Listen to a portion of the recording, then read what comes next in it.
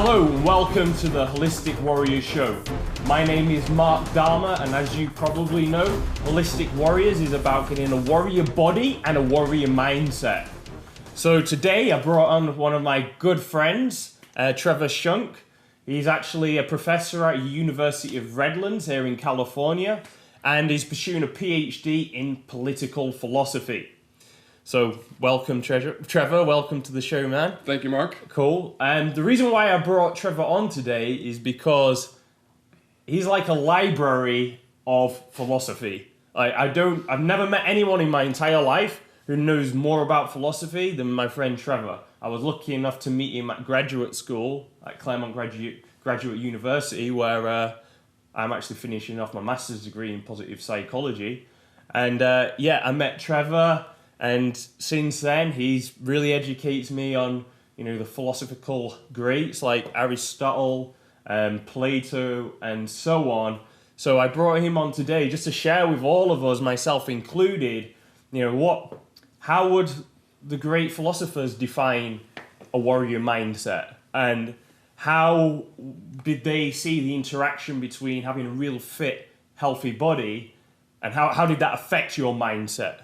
And how you showed up in the world. So I'm hoping to get some insights from Trevor today about what they thought and how it could help me and you, help us actually improve ourselves in our own lives. So I thought it'd be a great person to bring out today. So Trevor, thank you again. Thanks again, Mark. I study philosophy, and philosophy comes from two Greek words, philo, Sophia. Which means love of wisdom, love of knowledge. And the question is, what kind of knowledge should we know?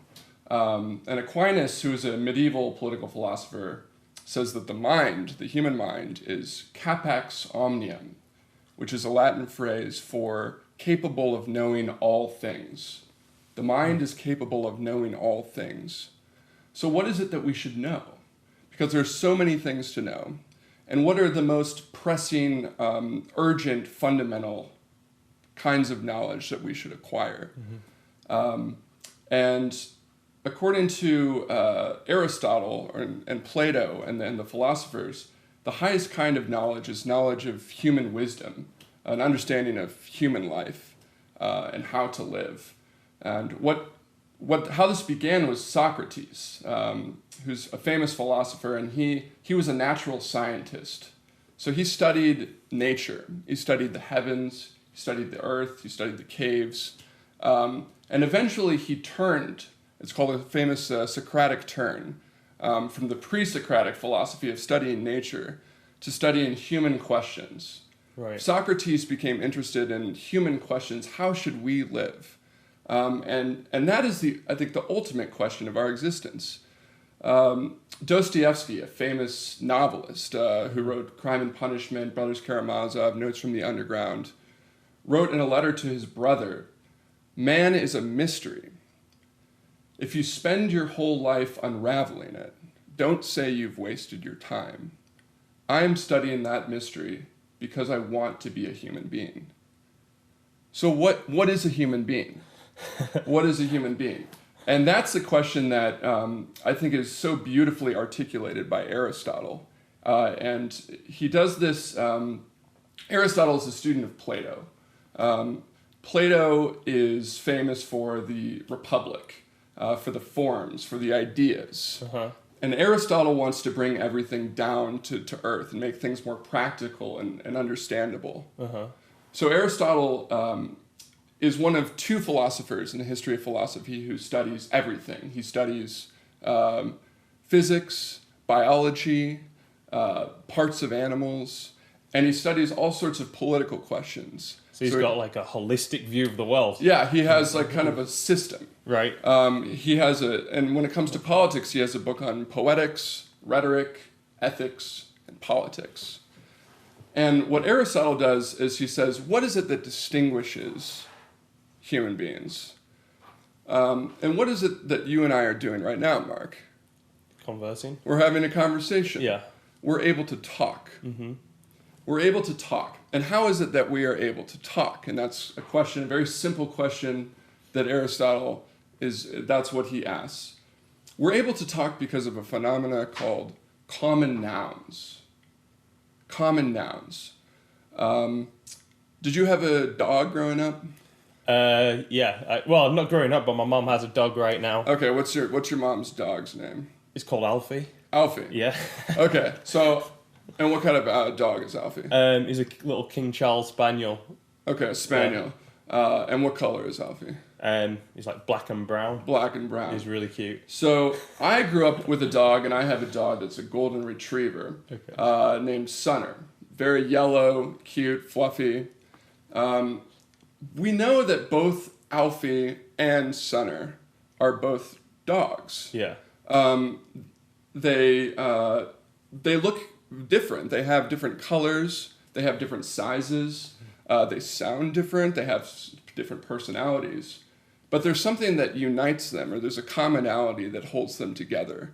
And we could call that the dogness that makes them the same. Right. So they both do the same things where you and I would say, that's a dog. If we saw it instantly, immediately we would know. They bark.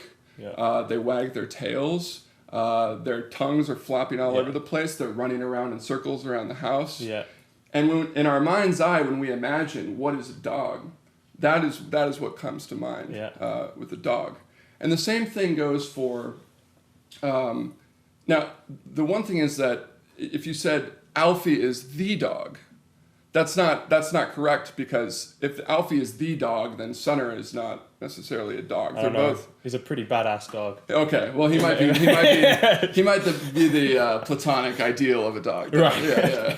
So, but they share this commonality that we would call dogness or something. And the same goes for different kinds of anything, horses, couches.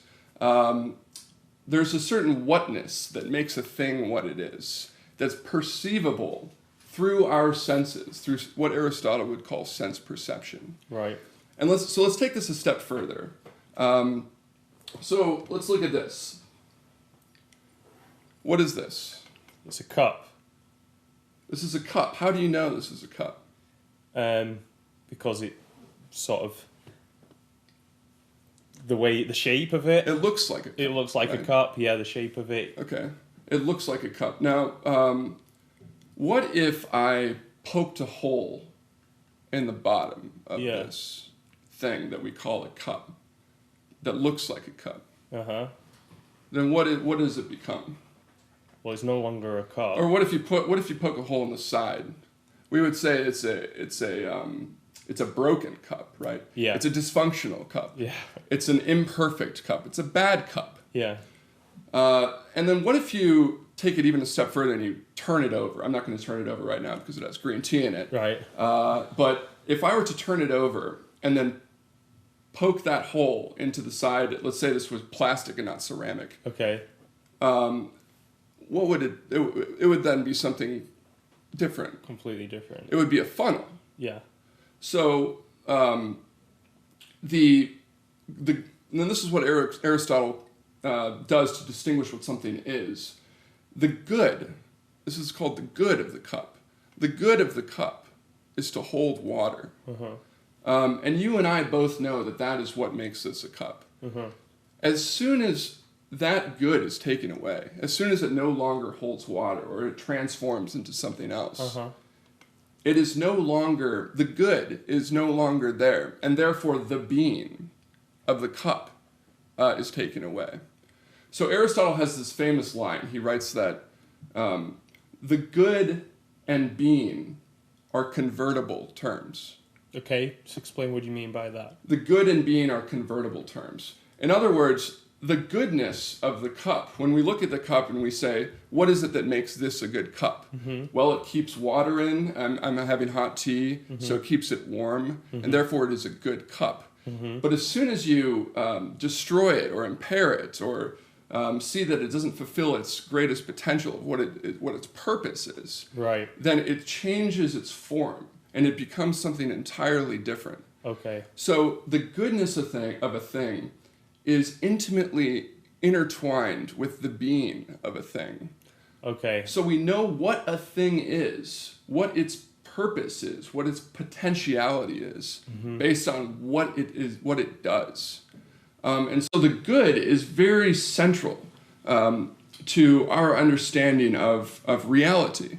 And it's a beautiful way of looking at the entire world and the universe and human beings as well. So Aristotle wrote a famous book called the Nicomachean Ethics, and that's this book right here. Yep. And the Nicomachean Ethics is the greatest book that I think I've ever read. I think it's... and you've read a lot about... How many books do you think you've read? Like, if you was going to say, pick a number. I would say hundreds, but I would say that, and this is where I might disagree with our friend Ty Lopez. Okay, yeah. It seems to me, and this is something that one of my philosophers, my favorite philosophers, Leo Strauss, says, is life is too short to read anything but the greatest books. Okay. And there are certain books that are completely timeless and transcend place and transcend historical epic. And I think that the Nicomachean Ethics is relevant to us today because it's one of these books that stands the test of time. Okay. You can read this book written by a man born in 384 BC, and he's talking about human beings and say that is still true about us today. And there's something enduring about the truth that he presents. And the way that he opens this book is really this magical discussion. He says, every art... every inquiry, every action and choice seem to aim at some good. Thus it has been beautifully said that the good is that at which all things aim. Okay. So this is a book about ethics, and Aristotle comes out with this assertion that the good is what everything aims for. That's the first principle. Okay. The second principle is that there is a hierarchy of goods. So he uses the example of a bridle for a horse. The bridle exists, or the creator of a bridle exists for the purpose of making the bridle. But what does the bridle exist for? The bridle exists for the sake of riding a horse. But what does riding a horse exist for? Riding a horse exists for, it might be for the sake of hunting. It might be for the sake of pleasure and enjoyment. Yeah. It could be for the sake of racing. Right. But what is hunting? Let's go with hunting. What does hunting exist for? Hunting exists for nourishment of the body, for gathering food, for feeding a community, feeding a family, feeding yourself. What does nourishment exist for? What does health exist for? And Aristotle says that if you think of the goods in reality and the goods that surround us everywhere, that by the nature of what a good thing is, they are constantly pointing upwards towards some higher good.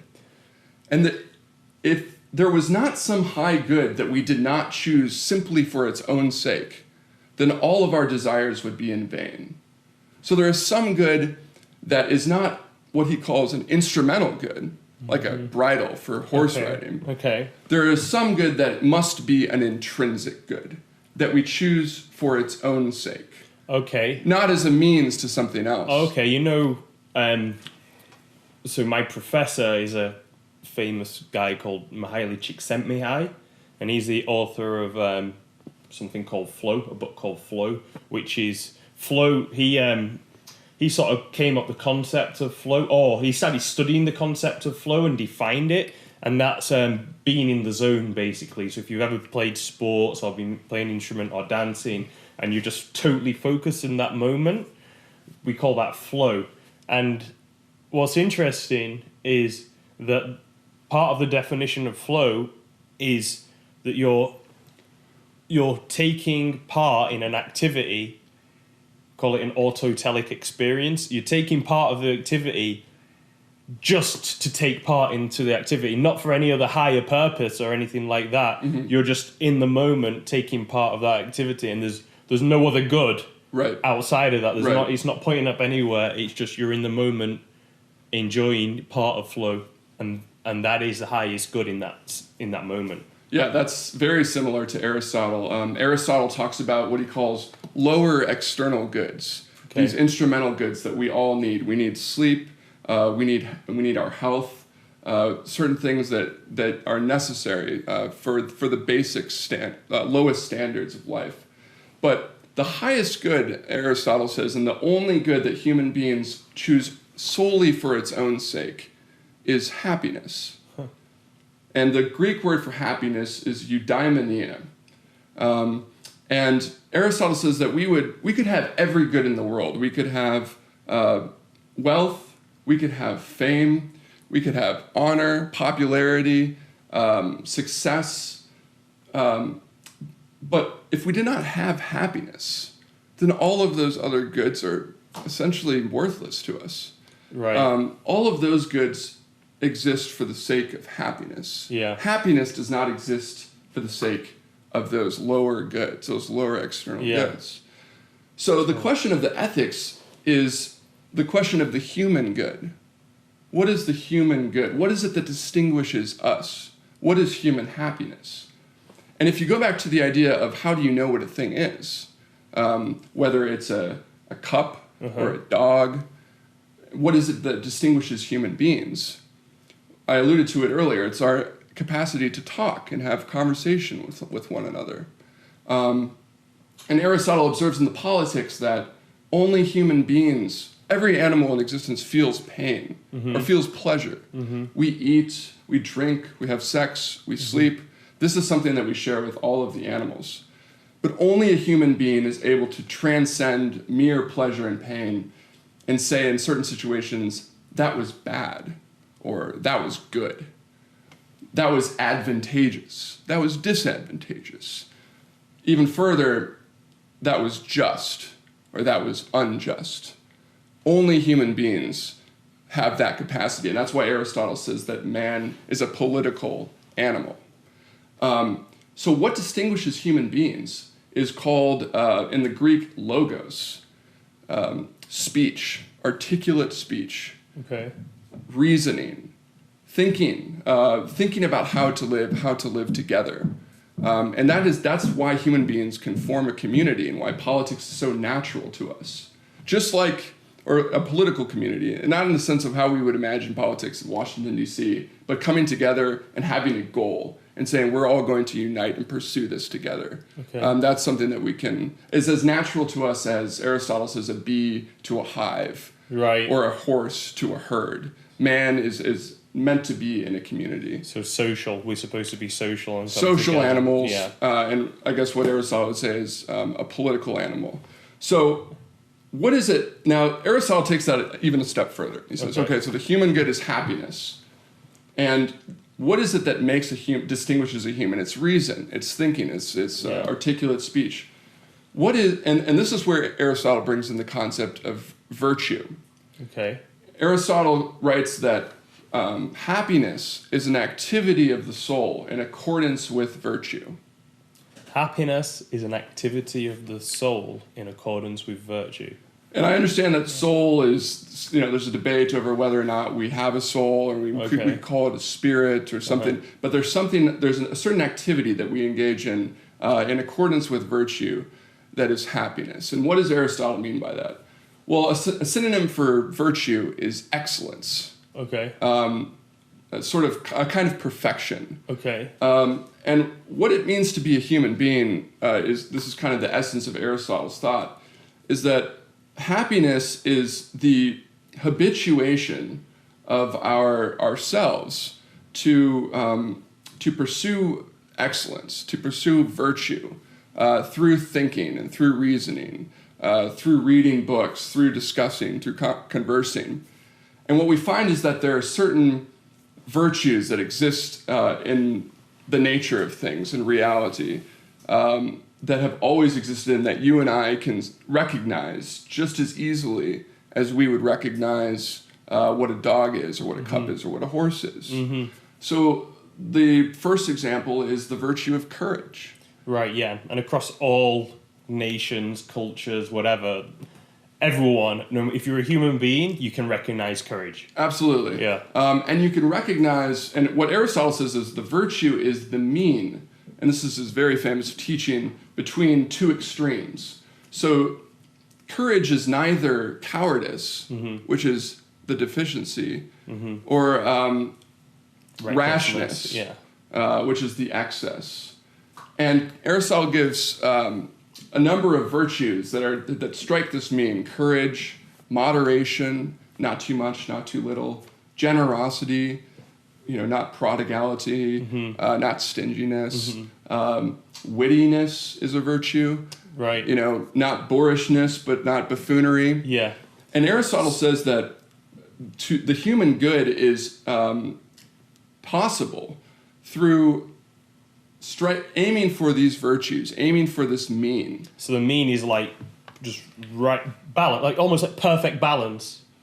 Would you describe it as that? Exactly. Perfect balance between two extremes. Exactly. Okay. And this is something that requires a lot of work. It's Right. hard. Okay. It's hard. It's easy to have 2 or 3 or 4 or 5 drinks. Yes. It's easy to want to lay in bed and not work out in the morning. It's easy to vice is easy. Virtue is hard. Yeah, it's easy to lie about something you're not proud of, like, or white lies. Right. It's easy to do that. It's harder to be honest and tell the truth. Exactly. So what Aristotle says is that, and he distinguishes between 2 kinds of virtue: moral virtue and intellectual virtue. So moral virtues are some of the ones that we already said. Intellectual virtue would be like prudence, knowing the right thing at the right time and the right amount for the right reason with the right people. That's kind of prudence. Wisdom. The acquisition of these virtues is what it means to be a human being. This is human excellence. Right. So Aristotle and the ancients altogether, and this is why I like classical political philosophy, are very interested in this idea of human excellence. Okay. Human greatness, the human good. Okay. So that's what I would call like the warrior mind. Okay.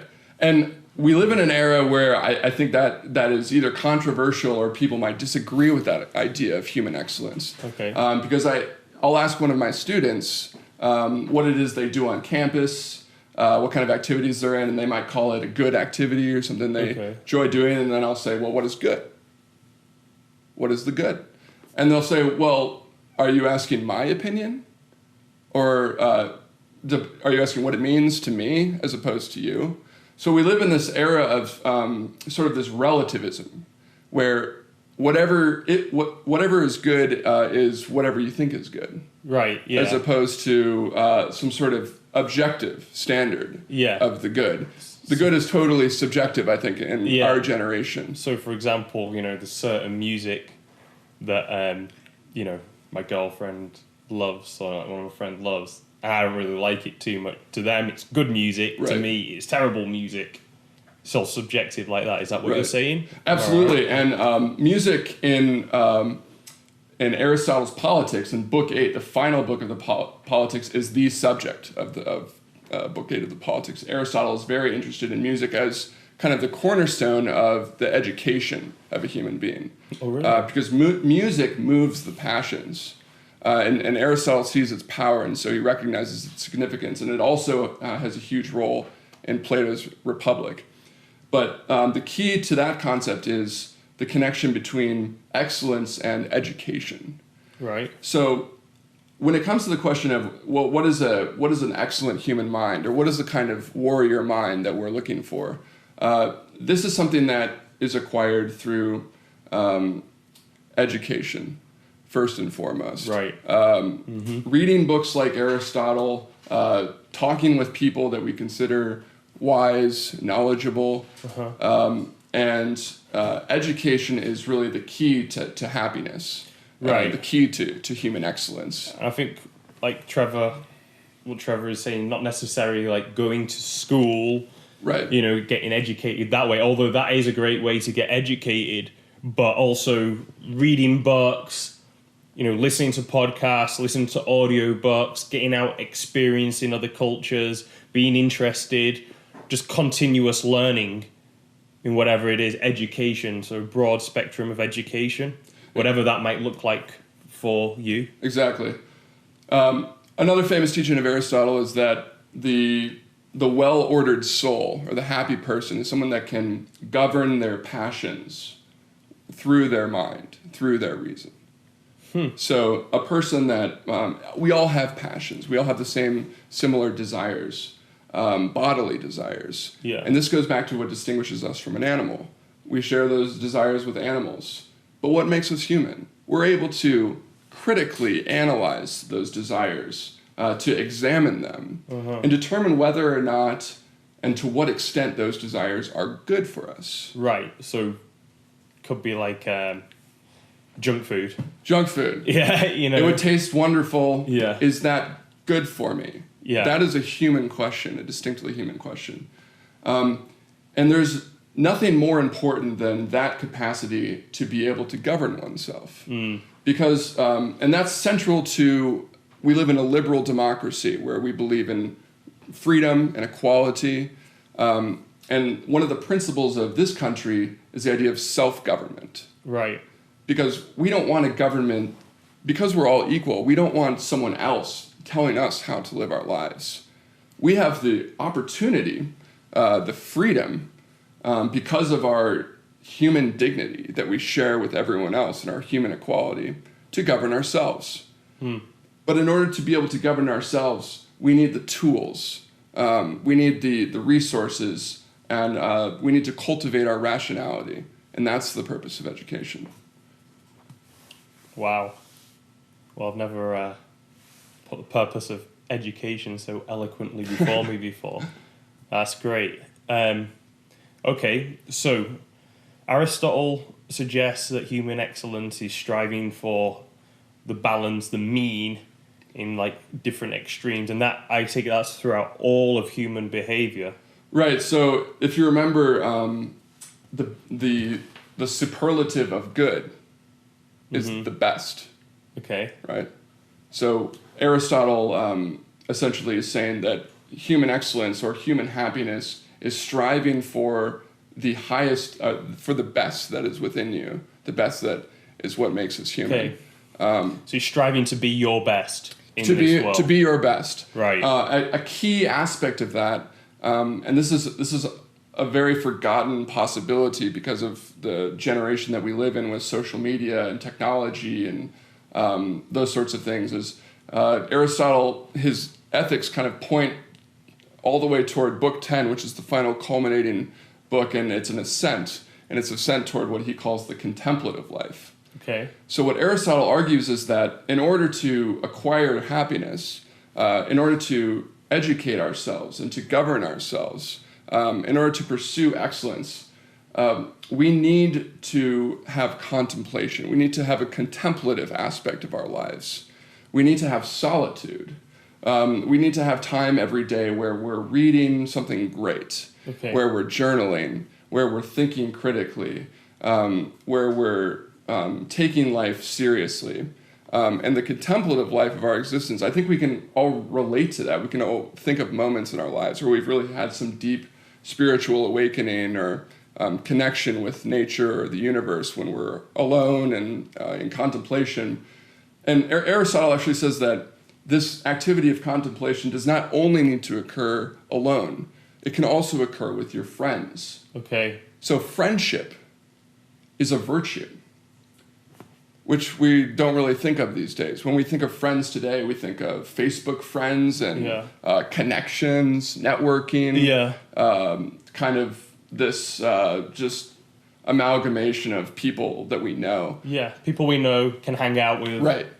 But for Aristotle, really the highest human activity, the highest thing that we can do is essentially what you're doing with your program, which is to say to your friends, let's strive to be the best. Let's push each other. Let's have a mutually beneficial relationship where we hold one another to the highest standards of excellence. Oh, wow. So there's two beautiful books on friendship in the Nick and McKean Ethics, books 8 and 9, prior to that chapter on the book on contemplation. Two entire books on friendship that I think that anyone who wants to live well should read. I think this book is good for people to read, and it's just an absolutely beautiful book. Well, that's awesome. So All right. Well, I'm sure everybody watching, listening to this is going to read that book.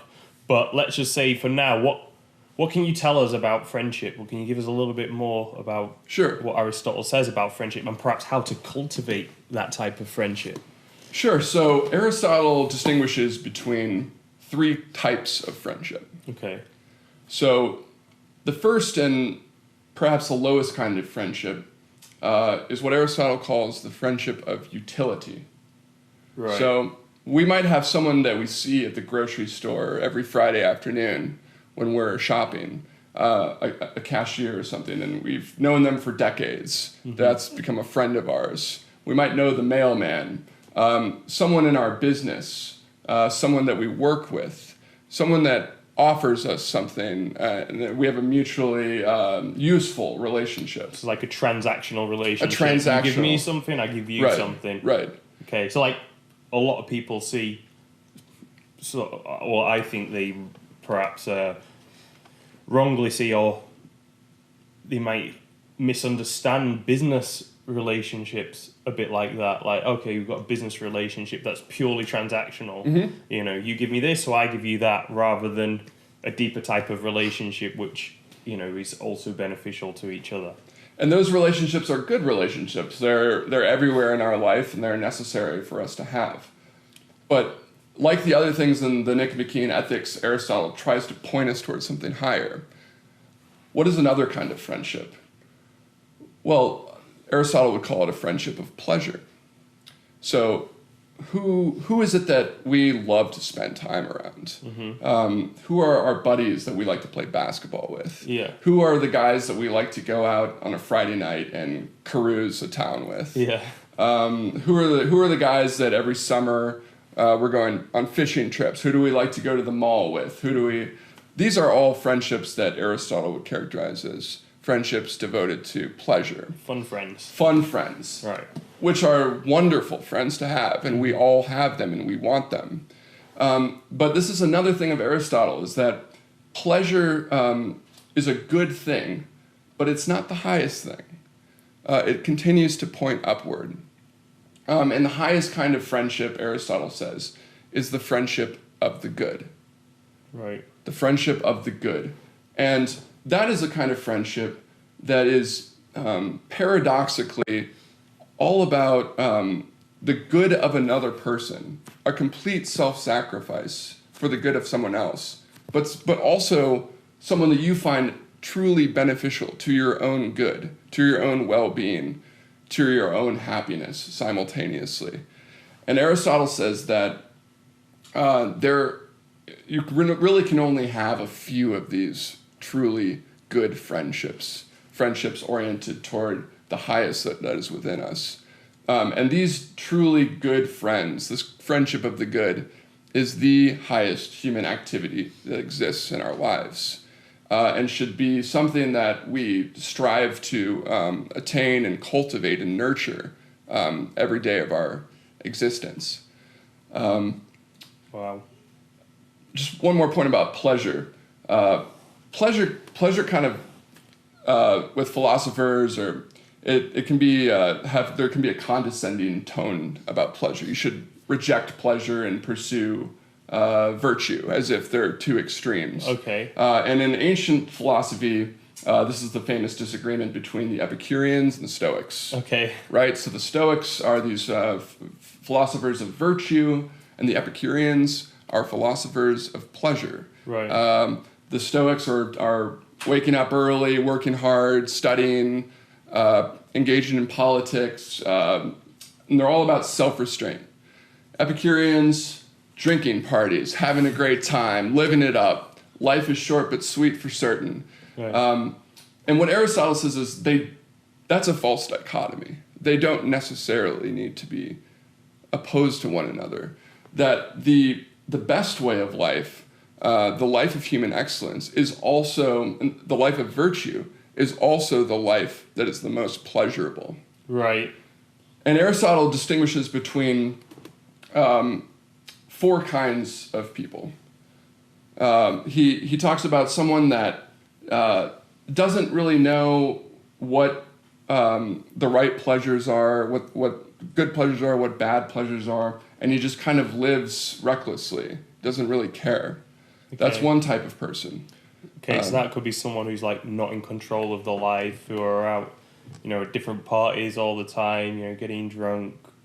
Not that there's anything wrong with it, but perhaps out of control of the life and just going from pleasure to pleasure to pleasure, sleeping around, drinking, bit like me at an early stage in my life. Sure. I think we've all been there. Yeah. Ignorant and apathetic. Right.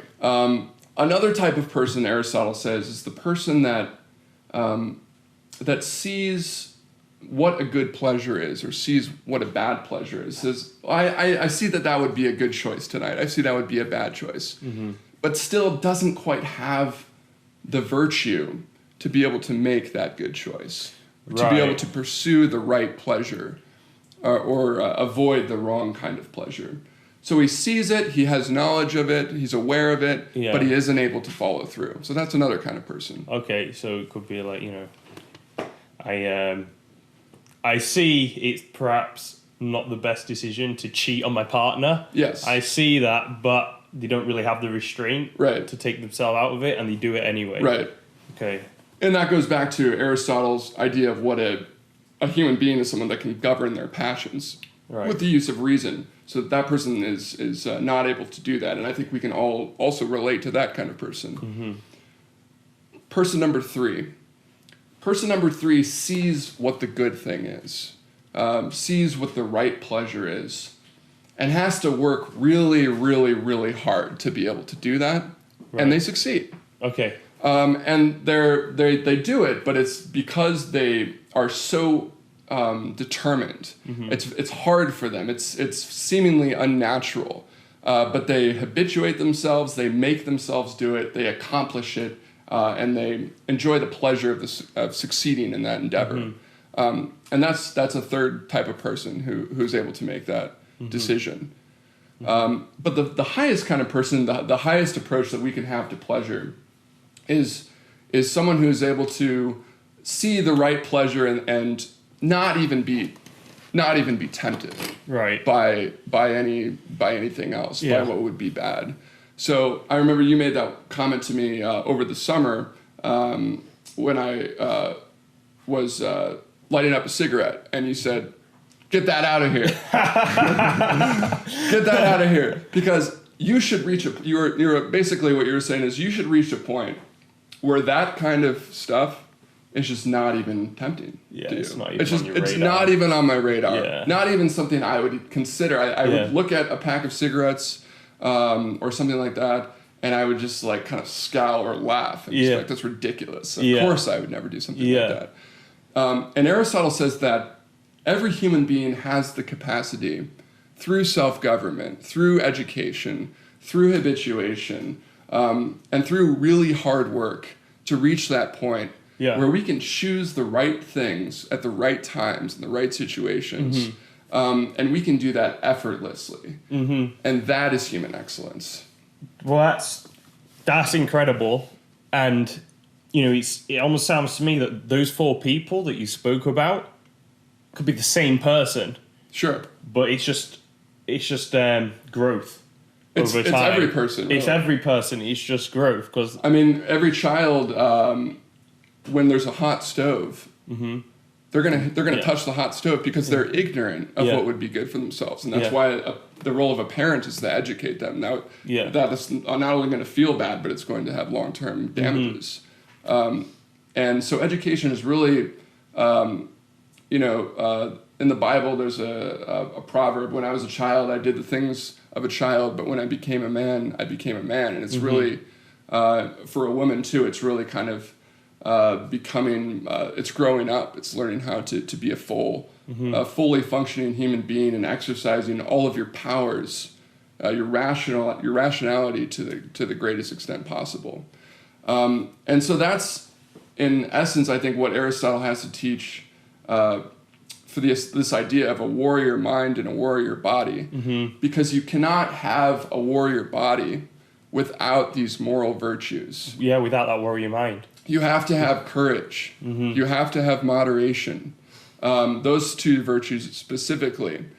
And they are natural to a human being in the sense of they're the completion of a human being. But we're not necessarily born with those virtues. No. They're things that we need to cultivate over the course of our lives. Yeah. And so I think any person who takes fitness seriously or health seriously can recognize that along the way to their on their journey toward where they are now, if they've reached a point of success or happiness with where they are, there's been a lot of pain. There's been a lot of hard work. But in the end, they realize that where they are now is the most pleasurable and the happiest, fulfilling way of life. And that was a result of their self-government and their path to excellence. That's great. We're going to be wrapping this up real shortly. I really like what you said about the journey, because it doesn't happen overnight. You don't go from person 1 to person 4 overnight, and nor should you expect to do that either. But it's interesting you talk about that journey, because I can see that journey within myself, in all areas of my life, but specifically in the health area. Like, I got into trying to be healthy when I was 13 years old. I'm 29 right now. Okay, and I didn't, I used to drink soda, McDonald's, all the junk food, everything. And it wasn't overnight that I changed all of that. Right. It was over time. And it took time working hard, working on my self-discipline. And then I got to certain points where, I wouldn't perhaps drink soda anymore, but I would have a Big Mac sometimes still. Right. And then it took discipline, more education. Like you said, and Aristotle says, education to realize what this stuff is actually doing to my body. Right. Over time, working, until those health behaviors and, those things which actually get me in like a fit and healthy body became habitual. Like you said, like smoking, doesn't even get on my radar, Right. If we had, lots of, if we had like alcohol, beer, I'm not saying that everyone shouldn't drink beer or anything like that, but for me, I'm really into physical excellence, and I know what that does to my body, and it's not even on my radar to have one. I could do if I want. I wouldn't if I wanted to, but I don't, because I've trained my mind to choose the good, which would be something more nourishing for my body at that point in time. So I just wanted to make that connection for people who are perhaps, listening to this or watching this because they want to improve their health. And I would challenge our audience to, if you are someone that has perhaps mastered, in your view, fitness or training or the things that moral virtues produce, courage, moderation, I would challenge you to take a step further and to continue to point higher. And what Aristotle does is he points us toward the mind. And maybe say, well, I have these moral virtues down, which I've habituated myself. What about the intellectual virtues? What about prudence? What about wisdom? What about knowledge of, what about a spiritual life? And that is the most precious gift that one can give to oneself. Being able to distinguish, this is someone that I would want to be friends with. This is someone that would be good for me. This is a company that I would want to work for, because I have that intellectual capacity to be able to judge correctly and precisely. And that intellectual life, or the philosophic aspect, is grounded in our contemplative life that exists in solitude or meditation.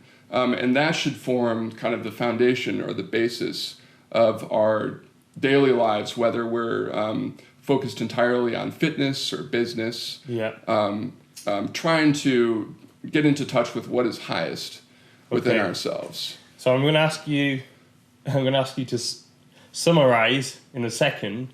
So let me just make sure I understand what Aristotle is saying. He's saying the good of human beings, or the purpose of a human being, the purpose of your life, is to reach the highest levels of excellence within yourself. Yes. Whether it's intellectually, spiritually, physically, but the best, in other words, the best person you can be. Okay? And then if he was going to summarize it to our listeners, and how do you reach that? in summary, how do you become the best person you can be according to Aristotle? According to Aristotle, and this is in accordance with your program, what is human happiness? What is human excellence? You ask, what is it that distinguishes a human being? What distinguishes us is the Greek word logos, which means reason, speech. Two things mean the same thing. And what distinguishes us is this capacity to think critically about our lives, and that is the key to human flourishing. So thinking critically, education, balance, hitting the middle between two extremes, knowing the difference between right and wrong, and making the best decisions for yourself in order to grow and be the best person you can be. Absolutely. And what Aristotle calls this highest human good is the beautiful. And the beautiful has a very special place within Aristotle's ethics. The Greek word is called kalon. So what you are striving for is to achieve the beautiful, to achieve the highest form of yourself, and that is the beautiful life. Trevor, thank you very much, Thank you, man. Mark. That was great.